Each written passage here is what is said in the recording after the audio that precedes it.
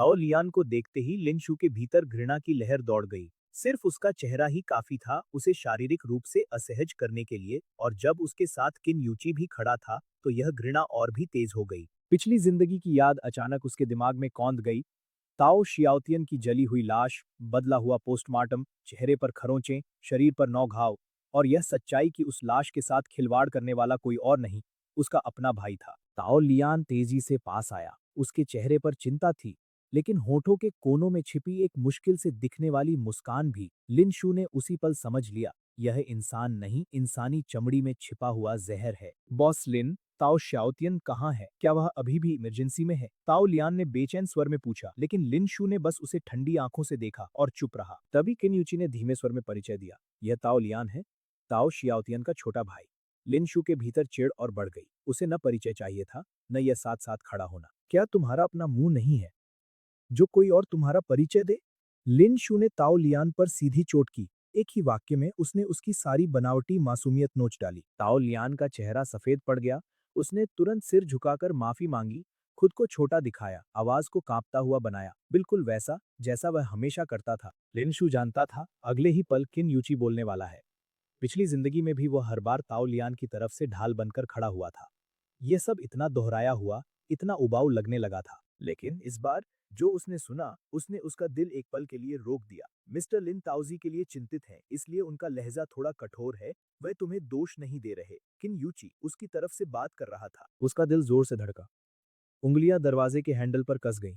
बस एक अस्पष्ट वाक्य, और वह फिर से डगमगा गया। लेकिन जैसे ही ताओ लियान की कमजोर, मीठी आवाज ने ब्रदर यूची कहा, लिनशु तुरंत हकीकत में लौट आया। उसने खुद को भीतर ही भीतर गाली दी, एक अधूरे वाक्य से इतने आसानी से क्यों हिल जाता है वह? ब्रदर यूची, तुम तो किसी आइडल ड्रामा में लग रहे हो। लिनशु ने ताना मारा और वार्ड का दरवाजा खोलकर भीतर चला गया। अंदर ताओ शियाओतियन आधा लेटा हुआ था। लिनशु को देखते ही वह जल्दी से सीधा बैठ गया। मिस्टर लिन, आज के लिए आपको तकलीफ दे दी। उसकी आवाज में शर्म, डर और सच्ची कृतज्ञता तीनों थे। लेकिन जैसे ही उसने पीछे आते ताओ लियान और किन यूची को देखा, उसके चेहरे पर एक क्षण भर की घबराहट तैर गई।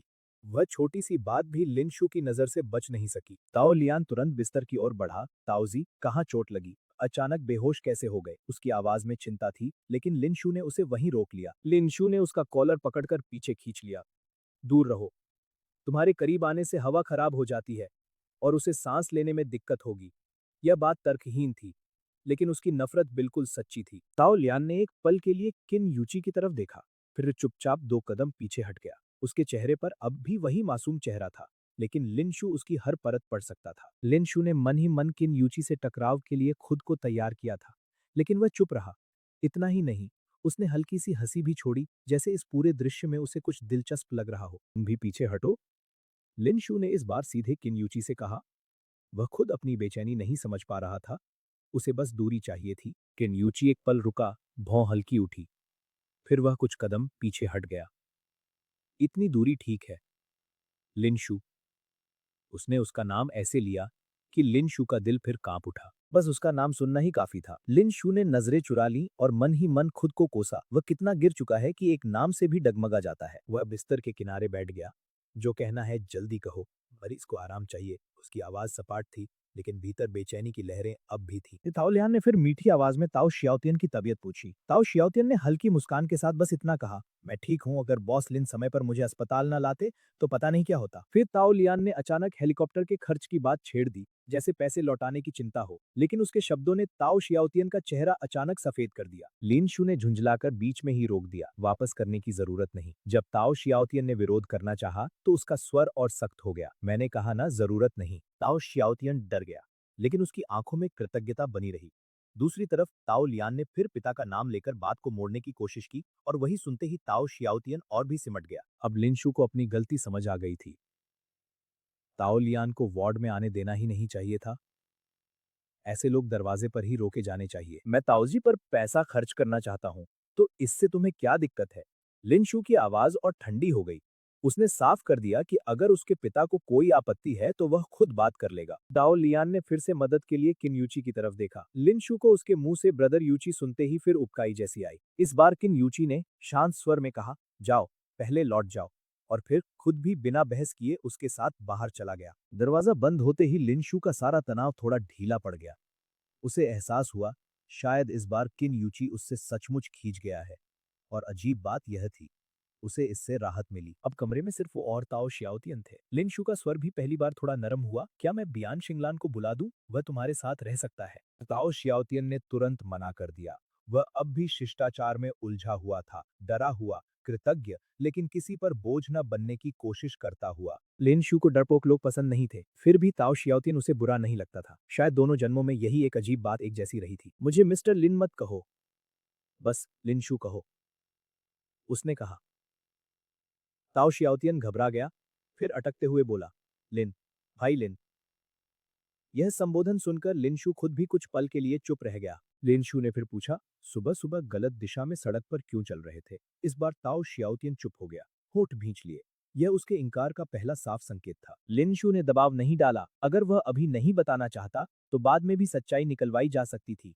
फिलहाल वह खुद भी थक चुका था। वह उठ खड़ा हुआ, मैं जा रहा हूं, तुम आराम करो।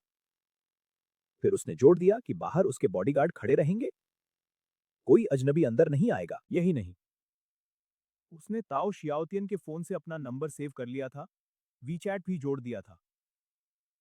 कोई भी दिक्कत हो, सीधे मुझे मैसेज करना, अकेले मत सहना। ताओ शियाओतियन सचमुच स्तब्ध रह गया। उसके लिए यह मदद साधारण नहीं थी। उसकी आंखों में फिर से आभार भर आया। थैंक यू, हाई लिन। वार्ड से बाहर निकलते ही लिनशू ने अपने बॉडीगार्ड्स को साफ आदेश दिया, डॉक्टर, नर्स और बियान शिंगलान के अलावा कोई अंदर नहीं जाएगा, खासकर कोई और नहीं। सब कुछ तय करके वह आखिर लिफ्ट की तरफ बढ़ा। अब उसे सिर्फ घर जाकर सोना था। लिफ्ट खुली और उसके साथ ही मक्खन और बादाम की मीठी खुशबू बाहर आई। लिनशु एक पल के लिए ठिठक गया। अंदर किन यूची खड़ा था, हाथ में वही मिठाई थी जो लिनशु को सबसे ज्यादा पसंद थी। उस एक झलक ने ही उसे भ्रमित कर दिया, जैसे समय अचानक उलट गया हो। नाश्ता कर लो। किन यूची ने बैग उसकी ओर बढ़ाया, लेकिन लिनशु ने तुरंत पीछे कदम खींच लिए। नहीं चाहिए, इसे ले जाओ। क्यों? तुम्हें तो यह बहुत पसंद है। यह सुनते ही लिनशु के अंदर खतरे की घंटी बज उठी। किन यूची उसकी पसंद के बारे में इतना कैसे जानता था? उसने तुरंत बियान शिंगलान का नाम लिया, शायद वही बता सकता था। लेकिन किन यूची ने आगे झुककर और भी ज्यादा सही बातें कह दी। उसे कौन सी मिठाइयां सबसे ज्यादा पसंद है तक। अब लिनशु सचमुच घबरा गया था। उसने लगभग बिखरते हुए पूछा, तुम मुझसे आखिर चाहते क्या हो? पैसे? फिल्मी रिसोर्स? Luxury endorsement? वो जानता था किन यूची ऐसा इंसान नहीं। फिर भी डर में वही सब निकल आया। किन यूची के चेहरे से मुस्कान उतर गई। उसने बैग को थोड़ा कसकर पकड़ लिया, फिर धीरे, बहुत धीरे कहा, मुझे वह सब नहीं चाहिए लिनशु, मुझे सिर्फ तुम में दिलचस्पी है।